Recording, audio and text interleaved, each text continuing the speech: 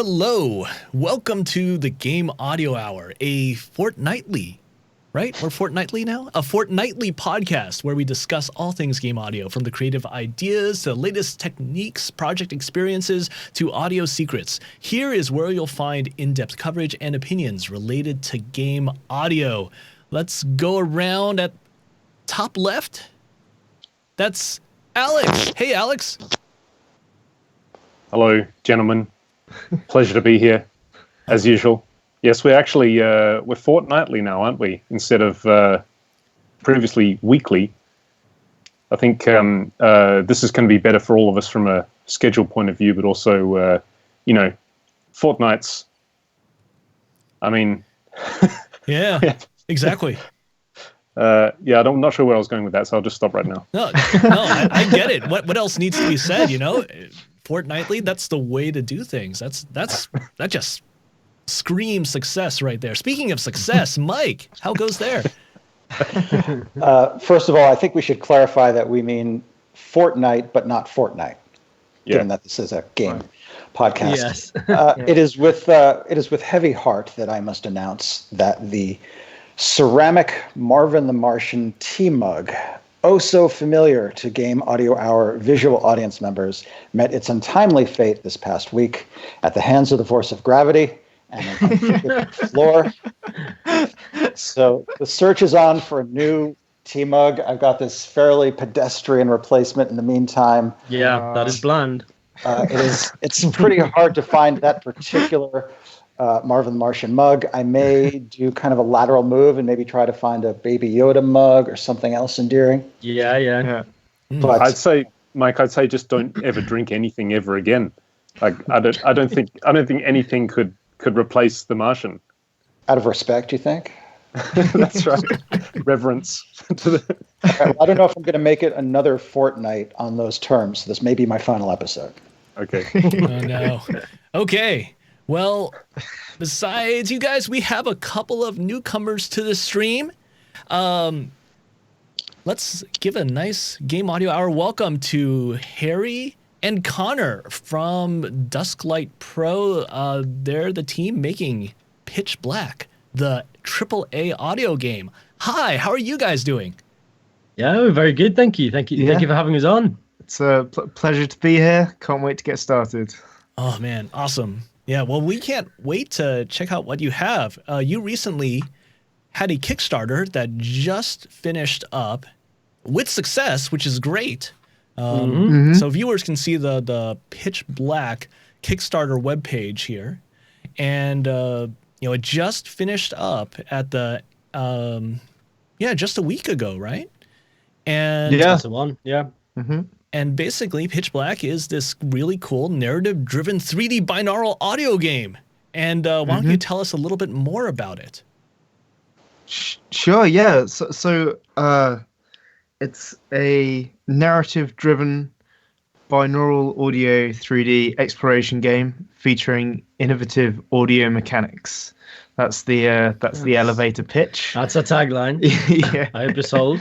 And it's kind of, the idea stems from a love of spatial audio and explorable audio, and how do you turn that into a fully fledged game? That's really where it comes from.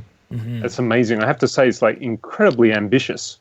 Like just the concept of that, to sort of, especially nowadays where, sadly, marketing is such a massive key element of game development. When you have a game that is only audio, that's a really ambitious uphill battle. But that's amazing that you guys are doing. Fantastic. Oh, thanks so much, man. Yeah, thank you. I have so many questions. Can I just ask or fire away? Fire away. Let's do it. The main thing that I'm curious about to start off with is, how do you handle? So, firstly, just to get some context, it's only sound. Yeah. This is for PC. PC and mobile. Yeah. Okay. So when you're playing the game, you're looking at a black screen.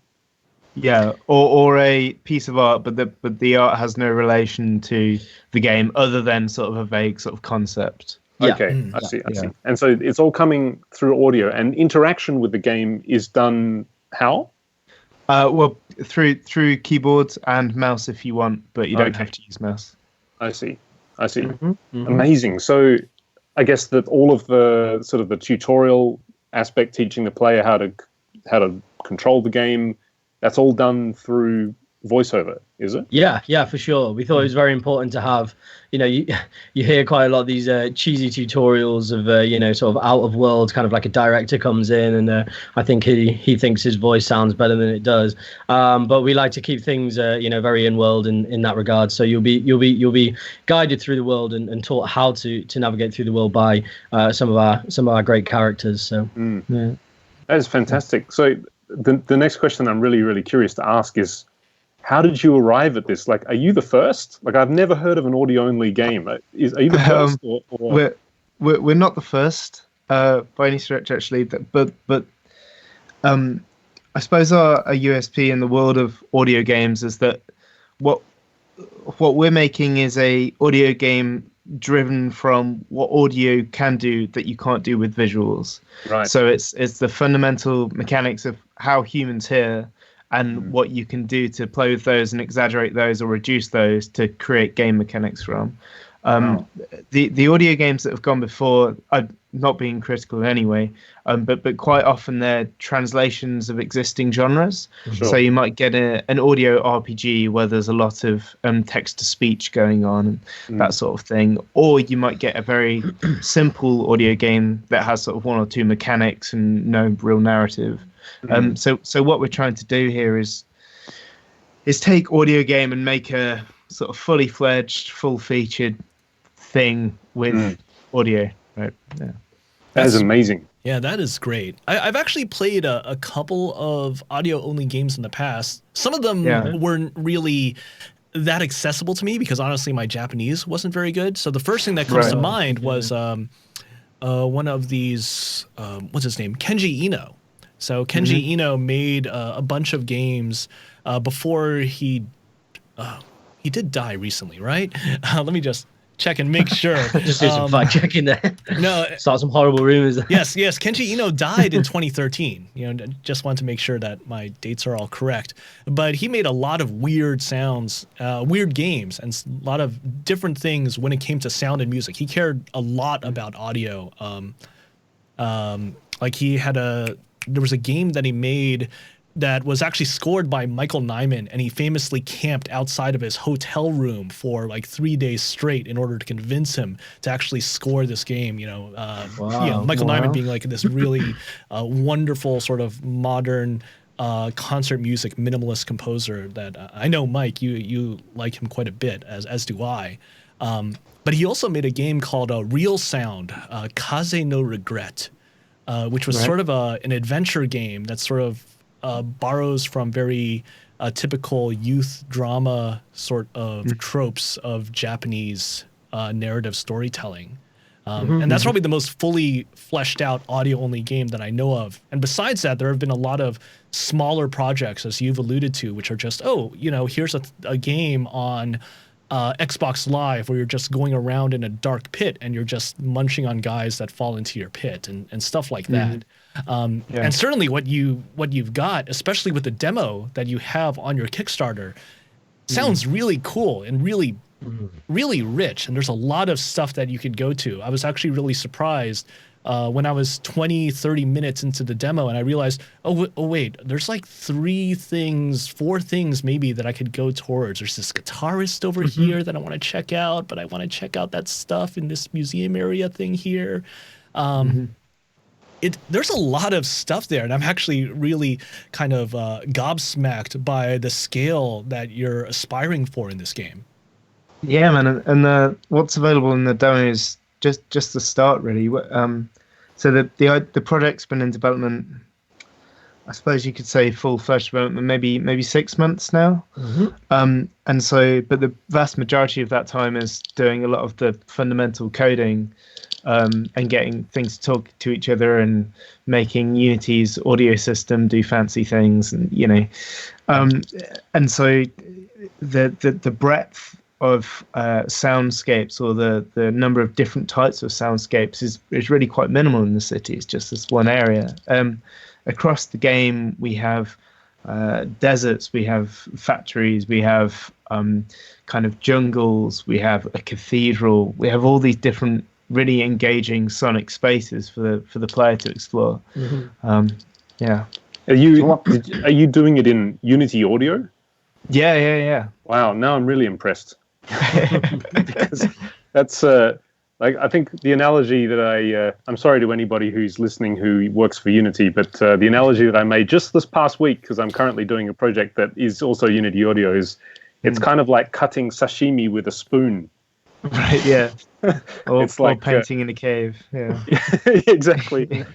Would you like to give us maybe a little bit of a top-down description of the premise of the game and the story and the world that you're modeling? Yeah, for sure. So the story is set. We've chosen a post-apocalyptic world.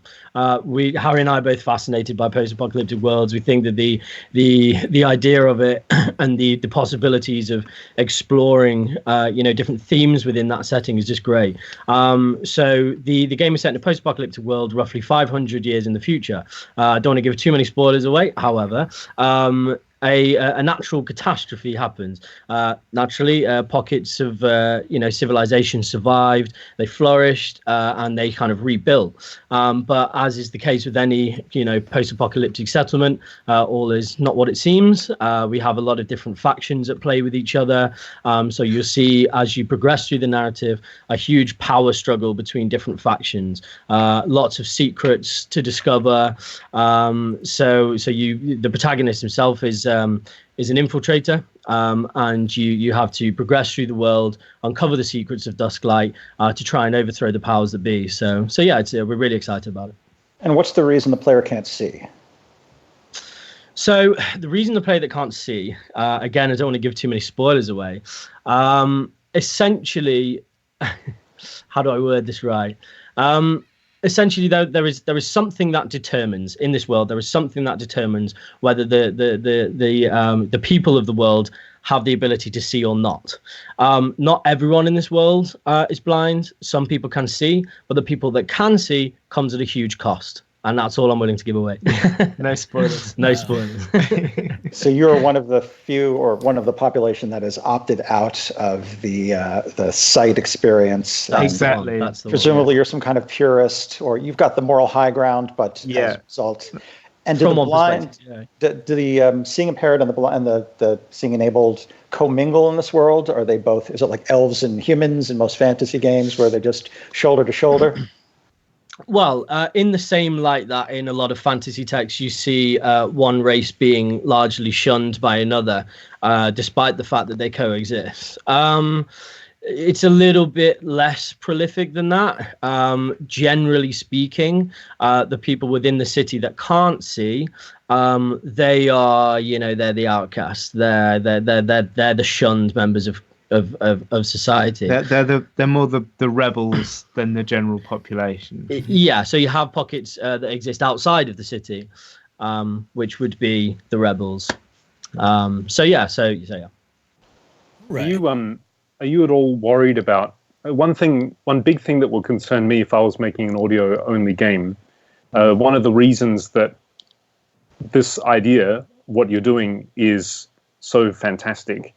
There are many reasons for it, but one reason is because in general, we see that audio in games is kind of the thing that people say it's like the bass player in a band. When it's done really, really well, people tend not to notice it at all.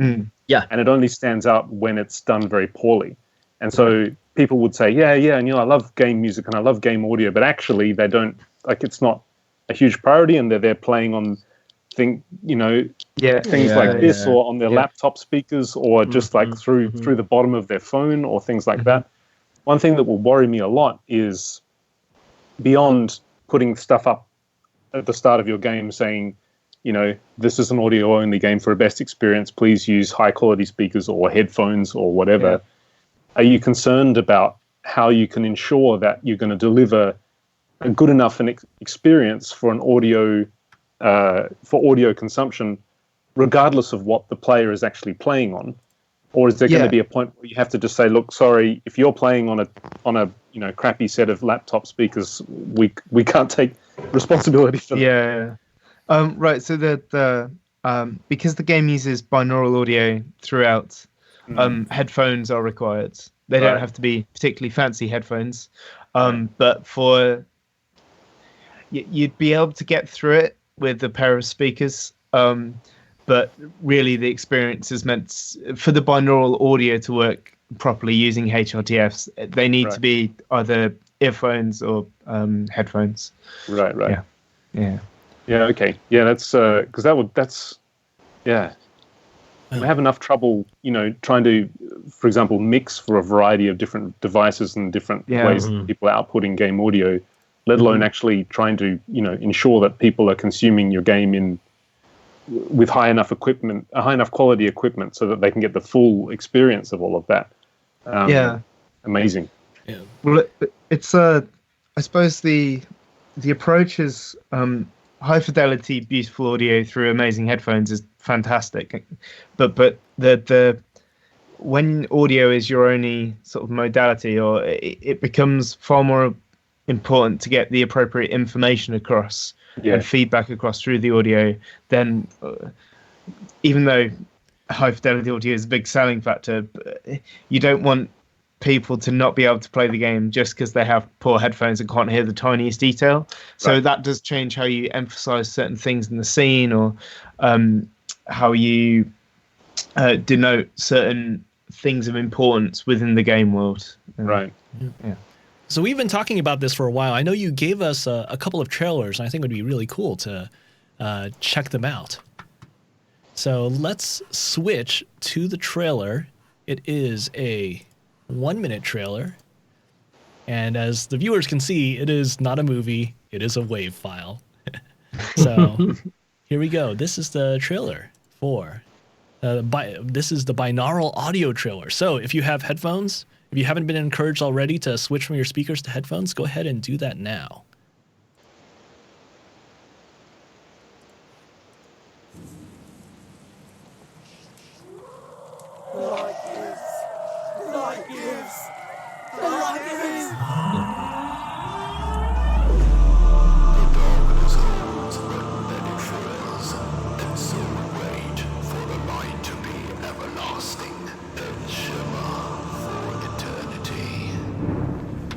You fools! There's always something happening behind closed doors. Always the real truth. The day of reckoning will come, and the only people you'll be mocking are yourselves. My God. It's you. How on earth did you get here? Now remember, Dustlight's one hell of a city, lad. So keep your wits about you. Not everyone's as holy as they say they are. Pitch Black, a Dusklight story. Wow, so that's really cool. Thank you. That's fun. I mean, there's a lot of things that's really making me wonder, okay, what's going on here? Who are these characters? I really want to check this stuff out. I know actually for a lot of video game trailers, they have to sometimes make some caveats about, oh, this is captured in game versus made. In-game footage at the bottom every time. Right? But I was thinking, hey, maybe you could tell us a little bit about what went into making some of your trailer concepts, as well as further, what are you using for the game? You've already mentioned Unity Audio, but is there anything else software or hardware wise that you're finding indispensable as part of this work? Well, I suppose the main one is Steam Audio. If we were to discuss that, we're using that for the binauralization, I suppose, of mono sources in game. We're also using for our sort of ambience tracks, we're using some live recorded ambisonic audio. And for the sort of binaural cutscenes, we're pre-rendering out binaural audio using Reaper and various spatialization plugins. So that's the sort of main set of things. Reverb's been an interesting one, actually, because you can model reverb very accurately, but in real time, it's very expensive to then binauralize the calculated reflections.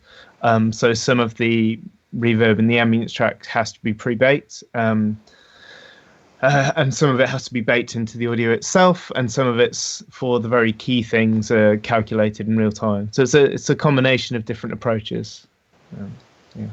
Yeah. I imagine that, especially since you mentioned mobile as a platform, and I mean, I've seen a lot of interesting stuff with ambisonics and audio, especially with larger, more things like VR projects where, ambisonics and having that really good 3D audio is part of the experience. But on mobile, the fact that you're delivering for that platform, it seems like you have to be very careful about what you're doing, with pre-baked or what you're doing real-time calculated. Particularly, one of the benefits of Steam Audio actually is you can decide what you send to be binauralized and the quality of that binauralization for each object. So for mobile, there are obviously some drawbacks, but if you look at the cheaper VR sort of releases, they a lot of them still feature first order ambisonic material, first order binaural material, and when you cut out the visuals, you're saving a lot on CPU spend. So it's a balance that you sort of win out the other side. Oh yeah, that's true. I keep on forgetting about the CPU. How does it feel actually not having to spend any CPU on visuals? Is it like, oh, that's a nice little bonus, or is it more like, whoa, this is great, all this space? Well, I mean, to be fair, our backgrounds, it's myself, Connor, and Jordan as well, who's not with us making the game, and we're all audio people. None of us are visual artists or visual designers, so it's sort of just very natural to only consider sound, I suppose. Yeah, that's really cool. Here's a question both about mechanics of implementation and partly a little bit about the design of the world narratively. One thing that comes to mind, a question that comes to mind when I think about an audio-only game is micro-navigation, getting around, not just kind of big picture navigation, but just the nuances of moving around from space to space. So is the world designed to accommodate those who are not sighted? Are there space rails, or like the equivalent of the beeps that we have in the U.S. when we have a crosswalk? There's a beep for the sight disabled, so you know when to cross the walk. How friendly is just in the world, this city or your environs, to those who can't see? And on an implementation level, how much complexity is there in the spatial layout of the world, and how do you get around? So from a sort of level design perspective, it makes a lot of sense to keep the actual shapes of the buildings and etc. quite simple, really, because you can't see them. They don't need to look interesting. And from a designer perspective, if you just have blocks and then you create interesting soundscapes through the placement of your audio sources within them, that's sort of fine. So from a designer perspective, that's all right. As regards navigation, what's really key is having discernible beacons placed in the world. So consistent sound sources that are easily locatable by design. So broadband repetitive sources, particularly human voices or instruments as well, that are very easy to localize based on tests and how humans hear things anyway. So having a large number of those within an environment without it feeling too busy or clustered helps people orient themselves a great deal. So that goes a lot into the level design. One thing we are implementing, which isn't in the demo, is when you get close to a new section or a building, it's sort of an action button that you can discernibly press to enter that new building. Originally in the design, what we wanted to do was have open doorways and using audio occlusion, notice when the occlusion changes when you walk past the door. And there's still some of that in there, but just to give a definite transition into the new space, and feel like you're actively deciding to go into a new space rather than just wandering into that new space. We figured an action button to enter new locations was better. Yeah, very useful. So that's how we're approaching that. Does that answer your question? Yeah, it's interesting. So you're using kind of a swinging from vine to vine approach, where you latch onto an audio beacon, and that's your point of reference. And then from there, you can perhaps hear another distinct audio beacon and then move towards that and get your way around the world from landmark to landmark, essentially. For instance, in the city, there's a lot of voice acting, or the market stall area in the center, and then the points of interest in the map are sort of in a zigzag going from left to right to left to right to left to right. And the idea is that you're leading the player to through the center of the map, so that they become engaged in all this extra world building material, as well as go to the level checkpoints. Yeah, we think it's really important. Explorable spaces. Part of our selling point is that we want to encourage the player to walk around. We want to encourage the player to discover little Easter eggs that we may have hidden, or small caveat conversations that can reveal so much about the world. So what we have been careful of is getting the balance of directing and leading the player, but also leaving enough room for exploration and freedom of movement. Yeah, absolutely. Yeah. When you have a game where the player is so reliant on what they're hearing, like totally reliant on what they're hearing, the position, not the spatial position, but the contextual position of music must be really, really complicated, because you don't want to, you definitely don't want to be overwhelming the player with too much when they're relying so much on their hearing. So have you taken a sort of a much lighter approach with music, or is there even music through the gameplay at all? Yeah. So there's a couple of ways of doing it. As you were saying, what you don't want to do is mask the binaural cues, or the localization cues of the spatial audio of important landmarks. So having stereo music that has any sort of left-right panning kind of doesn't work, because it just confuses the player. Right. So you can either go mono, and then with headphones that gives you a sort of in-head feel, and that way you're sort of denoting to the player this is how the character is feeling. Or you can place audio sources in game, like radios or car radios or speakers, tannoys, etc. And that's a way of getting music, but within the context of the game world. Did you just say tannoys? Tannoys, yeah. Because of course, you've got your Genel X over there, and you've got your tannoys over there. And game's like, wait a moment, where were the Genel X just now? They don't sound like tannoys. That's great. Oh, those Britishisms. That's really amazing, because it is, in a way, it's sort of quite similar to the placement of music in VR as well, because you have a similar problem where you can lock the stereo sound to somebody's head. Yeah, and then they move, and it's not reactive. Which can be a bit odd when you're doing that, or you can have it coming out of something in the world. But it's obviously the problem is much more enhanced in this case, because, as you said, you don't want to be distracting the player away from important things that they need in order to actually play the game. So, yeah, absolutely. There's also, we haven't implemented it yet, but there's also a means of creating out of head without stereo panning music. I've forgotten what it's called, and that's really annoying. But there's a method of where you can create music that feels like it's just sort of there in mono, but not in head. So that's something we're going to experiment. Like the Haas effect, where you put the signal slightly out of phase, which means it kind of, instead of being there, it kind of sounds like it's sort of out here. That's exactly it. Yeah. So you can utilize that as well, and that stops the masking effect of the binauralization as well. Yeah. But that's yet to be in. Right. Yeah. Amazing.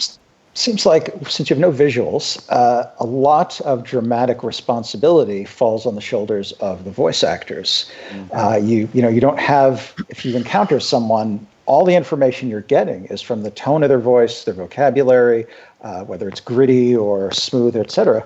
So when you were looking for voice talent, which, by the way, sounds very impressive based on the demos you've gotten so far.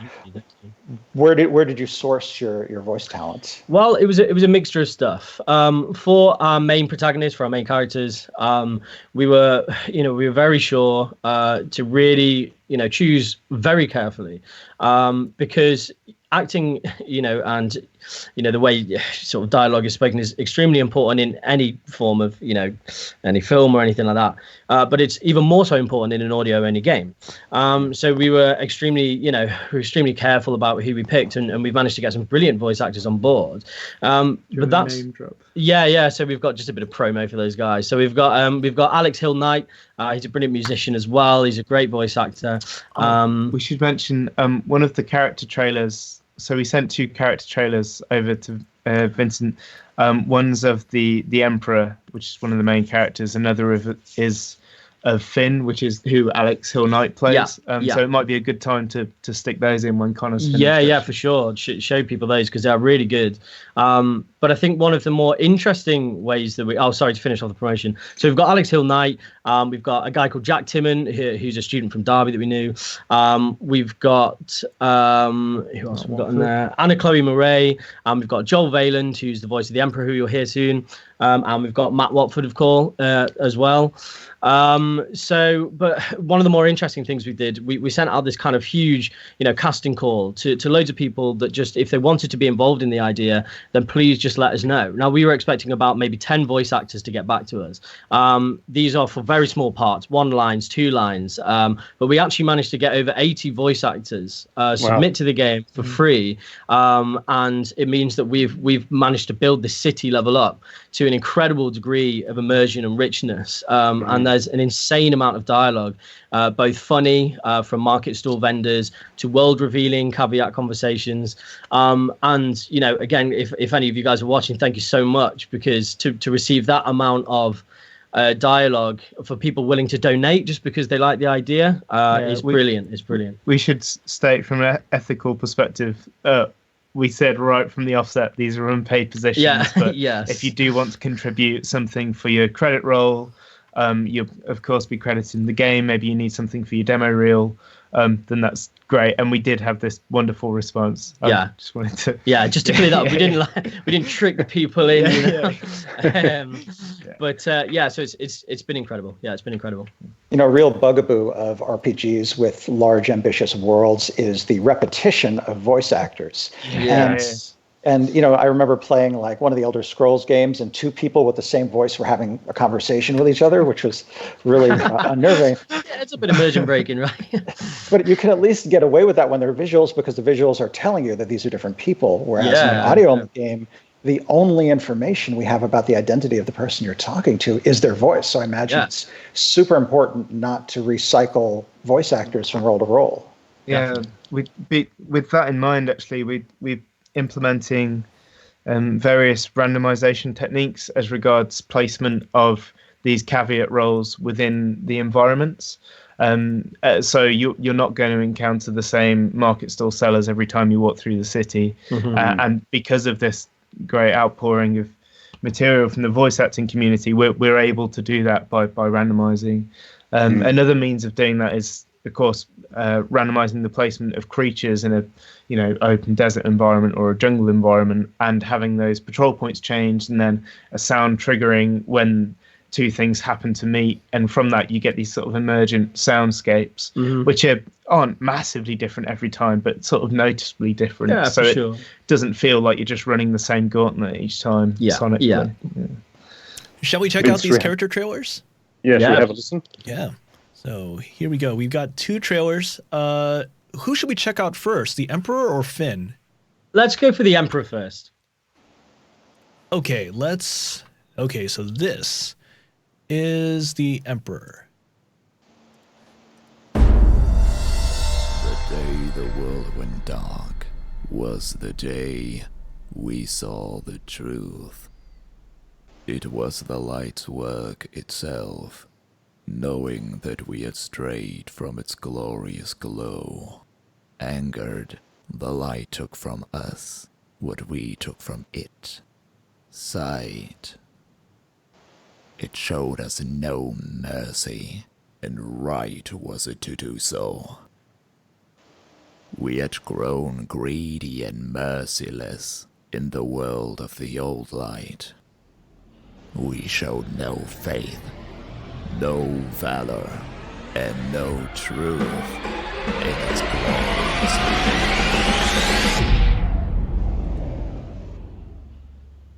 Pitch Black, a Dusklight story. So that was Joel Wayland's, and Finn, who we're about to hear from, is Alex Hill Knight. Yeah, that's Alex Hill Knight, the guy that I mentioned earlier. Okay, so here is Finn's character trailer.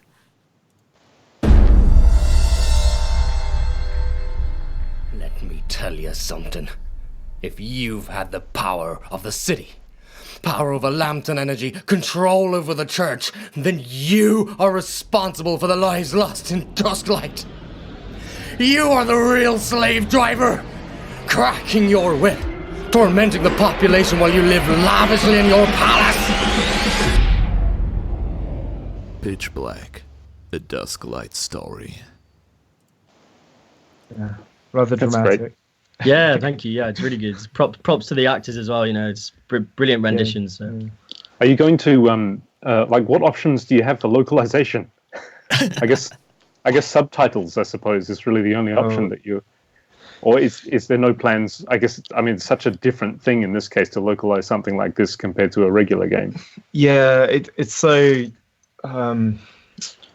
Subtitles for blind people would then involve text to speech, which sort of is a massive deficit. So if we were going to publish in other countries, non-English speaking countries, I think we'd have to recast and translate. It'd be rather It'd be a huge task. And we obviously really want to do this. We want to bring this to as many people as possible. But it's something that would take a lot of work. So down the line, we're not writing it off at all. But it's whether or not it's viable. It's a future plan. But it's definitely a plan. So have any blind or sight impaired people played the game? And if so, what was their reaction? Oh yeah. Brilliant So it's our main our main demographic, if you will. And we've actively reached out to every blind and visually impaired community group on Facebook and all the forums and everything. And we've had must be over 100 people play the city demo and gotten loads of feedback. And one of our main goals starting this was to make sure that everything was appropriate for that community of people. And it's an incredibly interesting idea for everyone, but particularly for that undercatered for demographic at the moment. It's really important that you can show that developers can develop these completely accessible games and it still be viable from a commercial perspective as well as being an ethically good thing to do. What was an example of interesting and useful feedback you got from a blind player? Blind people don't use a mouse typically, which sort of makes sense when you think about it. But being a PC gamer, you just don't think about it, right? So that then, rather than being typical FPS controls, WASD, move your mouse and stuff, that changes the control scheme. And in fact, most blind and VR people use arrow keys in games as well, rather than WASD. So that was another change. Yeah. What about in terms of the experience of the world? How natural did that feel? Fairly natural. It's how to put it best. I think the blind playtesters that we had, if they were used to playing audio games, they found the whole thing very quite comfortable. Like they're quite used to it. If they decided not to play games before in their lifetime, then because it's a new experience, it takes a bit of getting used to. And because the city level is actually quite a busy environment for you to first learn the mechanics in, was quite a frustrating experience. But based on the feedback we've gotten from that, we've made a few changes, such as the control scheme, such as turning up the volume of the points of interest, which help you orientate, such as adding checkpoints in, so if you get stuck in the corner of a room, you can just navigate out, So initially, those things I mentioned were quite frequently mentioned by the playtesters, but once we've made a few changes, generally very, very positive feedback, which is good. Must be so. I was just from what you described just then. It just occurred to me the complexity that you'd have with an audio-only game, especially for handling edge cases. Like, say, for example, in a regular 3D game, somebody just walks in that direction and just keeps going. Yeah. And eventually, like, they go somewhere maybe that they're not supposed to, or they go up, kind of walking up against the wall, and visually, the player gets this feedback when they're looking at it. It's like, I'm kind of breaking the game right now. willingly because I'm walking into this wall or I've gone somewhere I'm not supposed to go. And so if the game does something like sort of teleport you back to where you're supposed to be, then from a player's very point of view, confusing. it's kind of like, well, okay, I get it because I was breaking the game, so it's reset me. In this case, if you have somebody just go that way, and you need to sort of bring them back on track, if you suddenly kind of shift their location in the world without some audio cue that says, sorry, you've walked the wrong way, so back to start position, which of course is the whole thing broken. Immersion breaking. That's like, how do you deal with those kinds of edge cases? So part of it's sort of using analytics, knowing how long or how far someone walked straight forward using W or whatever. A lot of it's actually having one-on-one conversations. The most informative thing actually is watching someone play the game on YouTube, because they're actively saying, for the sake of their viewers, what they're thinking and what's gone wrong and stuff. So that's very good. Also, as regards walking into walls and things, there are quite a few cues you can do to stop that. In fact, you can try it at home. If you keep talking and walk towards a wall, then you hear the reflection from that wall coming back. So if you model that in game, people are used to that cue. Also, your footsteps stopping or slowing down tells you you're walking into something. So there are a few things, but you're right. Where it's a very strange bug, not like a typical or someone's walked out the map, but I have no idea why that happened. It is quite hard to diagnose just on that. Yeah. Is there ever any? Sorry, I didn't mean to cut you off. It looks like you were retiring. No, I was just saying amazing. That's all. I've said that so many times today's episode. So go ahead. Is there ever any exposition given by the player, his or herself? Like, in The Witcher, Geralt, whatever his name is, will be like, I better not go this way. It's dangerous. Or like, it's starting to rain. Do you ever spoon feed information that way as kind of an efficient way of getting the player oriented to some facts of the situation? So we're really trying to avoid that because, again, it's quite immersion breaking. And the avatar that the player plays doesn't say anything. They're a silent avatar in the hope to help embodiment of the player playing the game.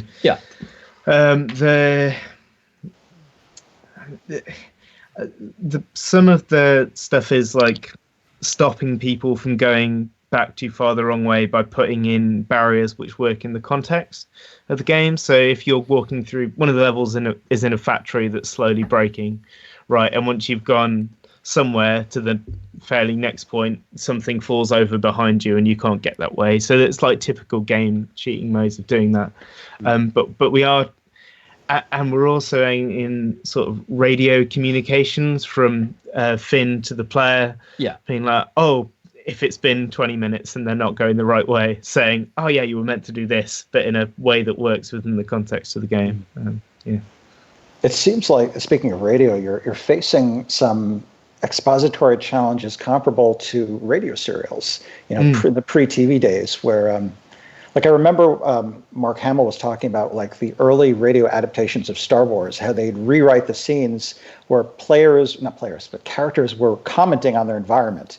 So like they went into the cantina and like Luke would go, gosh, look at those aliens in the corner. So there was a lot of dialogue that was meant to tell you what was going on. It seems like you can, if you're clever about it, you can use similar dialogue to clue the player in a way that doesn't feel immersion breaking. I think so. I think actually when you were talking about Geralt of Rivia, saying about, it's raining, I've walked out into a rainy England and spoke to myself and moaned to myself saying it's raining. So I think there are, non-immersion breaking ways of doing this.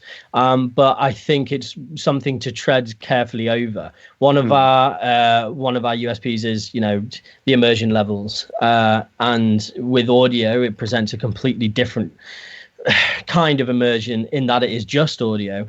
And we're really being careful as to not break that in any way, like a lot of games seem to be very good at doing. So I would say with the sort of cantina example as well, because the levels are explorable, that's one of the main sort of ideas, is that you do walk towards different things.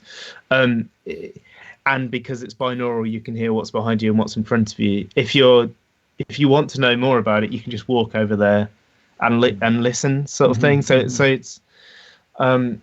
it's not quite such an issue as it is in something like The Archers, which is a famous radio drama here that's set on a farm, and then you hear a sheep bleating in the background. Oh, they're in a field now. Yeah. And then they're in a very busy pub. So, because of the exploratory nature of it, it's not so much of a problem. Yeah.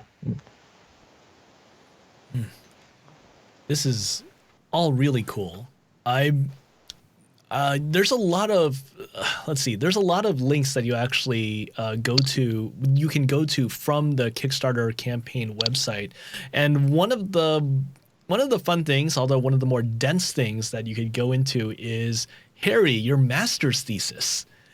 Oh yeah. And yeah, it's actually pretty fun. I mean, I did a brief look, and it's like, okay, yeah, a lot of the things that someone did. I mean, a lot of the things make a lot of sense, and you mention a lot of things where, oh yes, this is a hard thing to do. Players can't track certain low frequency rumbles, continuous sounds, and if people hear things that are behind them, that can be a little bit difficult. And it's a really great read, actually. Let me see, how long is this? It looks like it's 56 pages of stuff that you've studied and you've noted here, and I think it's a really cool resource, even beyond the game that you've got.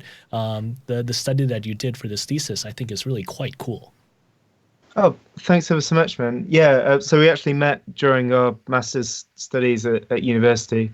We just graduated, funnily enough. We have actually a couple of days ago. Yeah, and my master's thesis was on how to create navigable sound worlds for visually impaired and blind people. So it all links together, and yours was creating music for a post-apocalyptic setting. Yeah, for sure.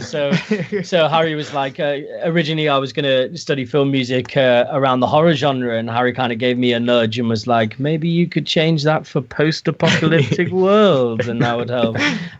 So yeah, we did that. So we just wanted to feed everything into the game, really. And it's an interesting point that you make, actually, is that beyond just the entertainment value of the game is some very, very interesting, perceptual theory behind it, and it's like physics. It's really interesting. So yeah, I'm really glad that you're putting this all out there. Yeah, even beyond your game, just putting out this idea and perpetuating and pushing this idea of bringing games to people that we don't necessarily want or care to target specifically. And here you are targeting directly. You do not need that visual acumen in order to go through these games. And we've developed, as video game developers, such a large vocabulary of things that we do that are totally in the visual domain. Things, tropes like, oh, my player is blinking. That means I'm able to do certain things that I wasn't able to do before. Like, oh, I don't have to worry about dying at a particular point. Or a life bar that is red instead of yellow. Just so many visual tropes. And there are audio tropes out there that have been developed over the years as well. Things like, oh, we have this sudden abstract beeping sound that seems to correlate with my own personal health in this game. All right, there's stuff like that. But pushing forward even further, I think it's great that you're working on this game and you're just pushing this idea ever further. Yeah, well, I think one of the thing is, I don't think it's that historically these things haven't been considered. I think that would be very arrogant of us to think that. What it is it's just the change of emphasis. I think that's really what's the thing here. All these ideas have been done before, but it's just saying these are the ideas to pay attention to, rather than visual ones. I think that's really what the crux of it is, I guess.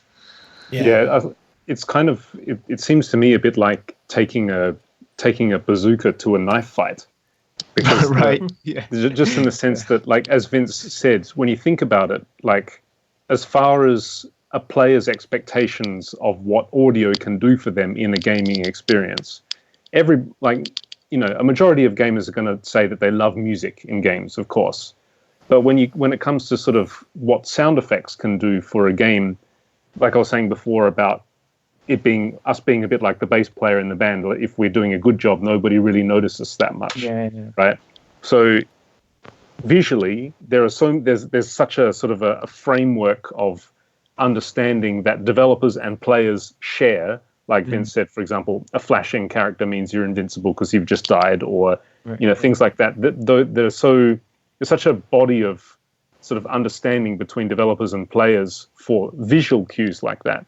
But when you think about it, aside from music, sort of game audio itself it's almost like it's sort of lagging behind a little bit as far as the things that as game audio people, when we put into games and as people playing them, that sort of mutual understanding where, oh, that's what this means, that's what that means. I mean, beyond like a Wilhelm scream, maybe. There's not as many in the audio realm, and that is possibly because I don't know. I mean, it could just be because of that idea that audio is sort of complementary to a visual experience, but it is visual. So in this case, what I meant by taking a bazooka to a knife fight is because it's kind of like, okay, well, in order to actually make some progress in getting more of these sort of the structure built where the developer and the player can understand this is what this means and I don't need to explain it to you because you know, let's have a game with no visuals at all. And I think what's so important is that you look at the fundamentals of how humans hear spatially anyway, and what they're biased towards, and why they receive information about certain things, and then use that as your foundation. Otherwise, you've got to teach this whole new language, which is very difficult to do with just one mode. But if humans have been hearing their whole life, then they know what things sound like when they're far away or close or over there or important or so if you use that as your basic foundation, I don't think there's that much learning that has to happen for it to feel quite intuitive. One last question that I have is to what extent are you having to like, for example, when you're doing audio for a VR game,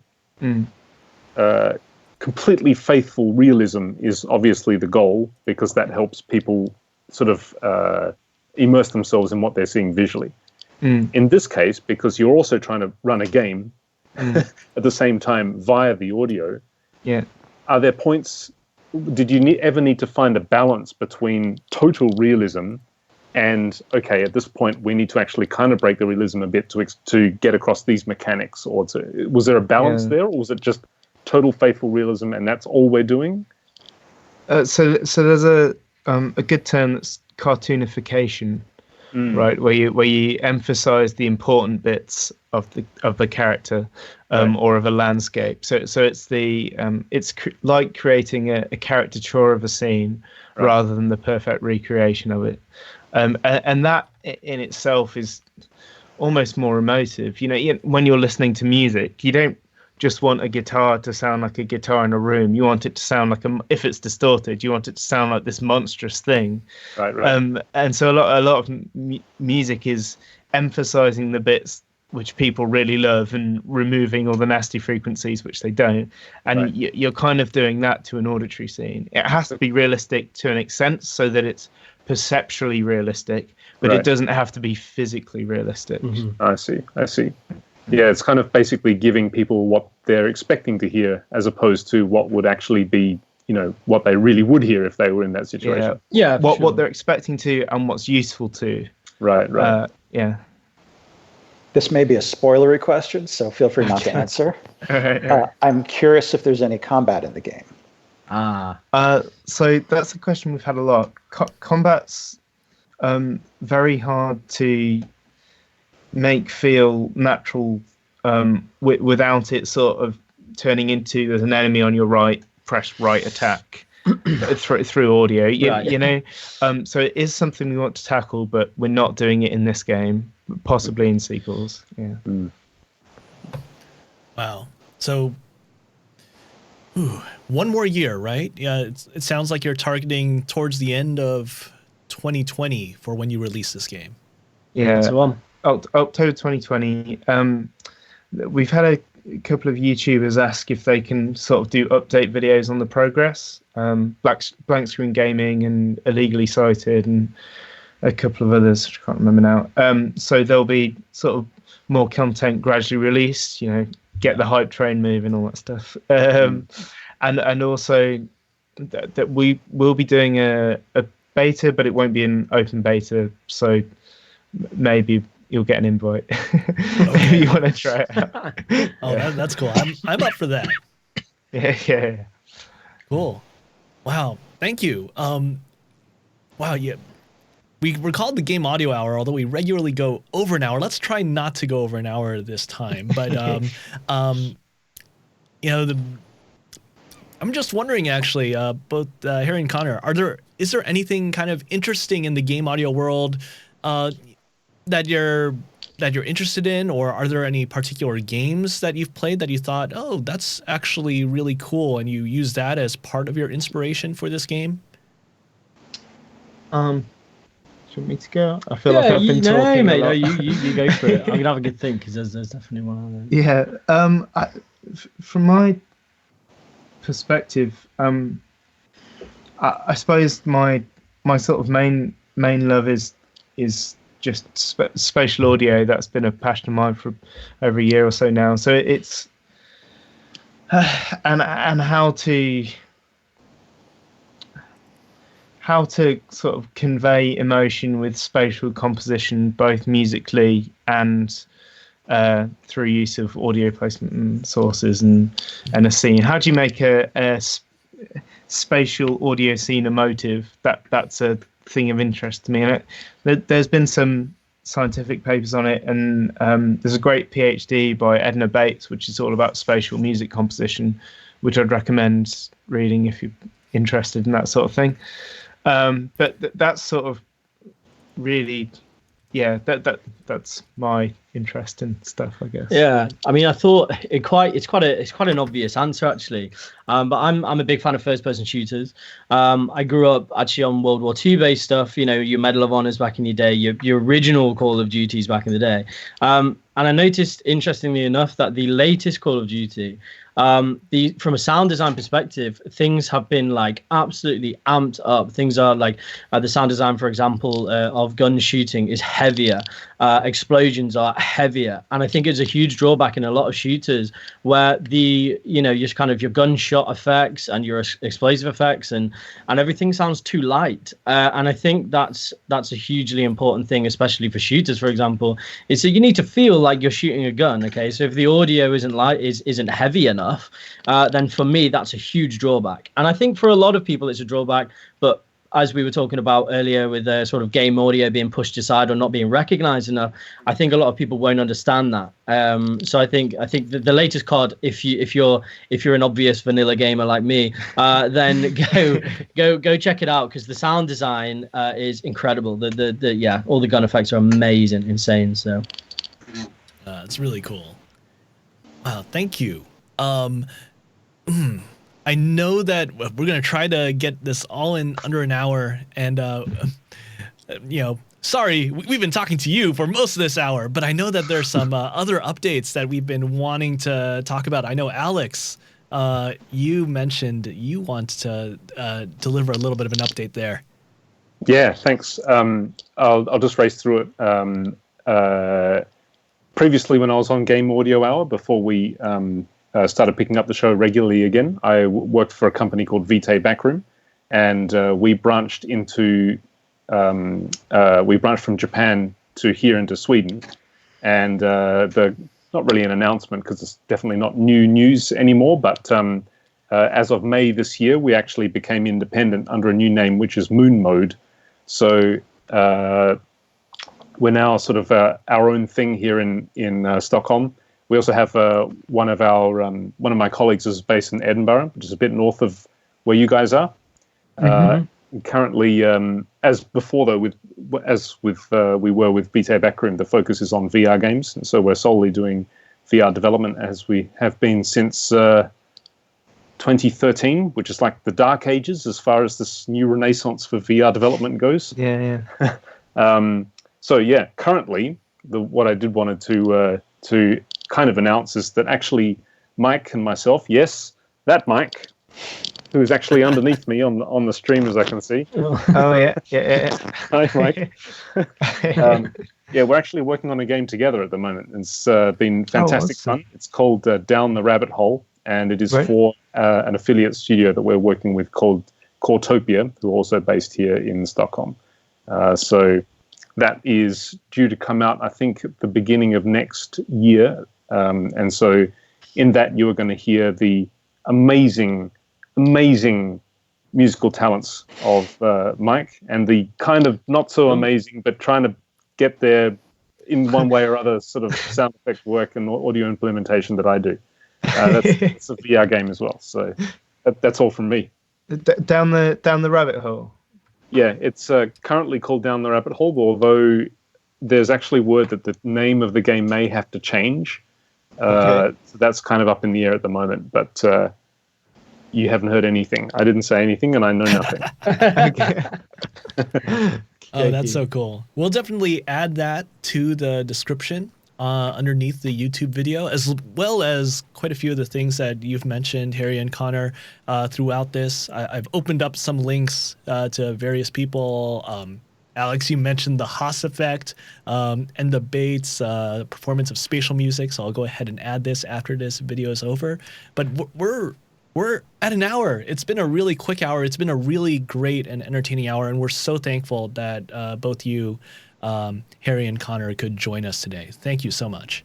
Thanks for having us. It's absolute pleasure being here. Yeah, it's such a pleasure to. I mean, we love chatting about the game. So it's all we do with that time. If you want us to keep doing it, that's fine. You know. So no, thank you very much, guys. It was lovely meeting you. Yeah. All the best. All the best for the game. Good luck with the development. It's an amazing thing that you're doing. Oh, thanks so much. Thank you. Good to hear. Good to hear. So this was Game Audio Hour episode 179. Remember, you could always follow us on YouTube, like us on Facebook, communicate with us both on Facebook and on Twitter. Follow us there, and we'll keep you notified about all the latest stuff in the Game Audio Hour world. But for now, we're signing off. Bye.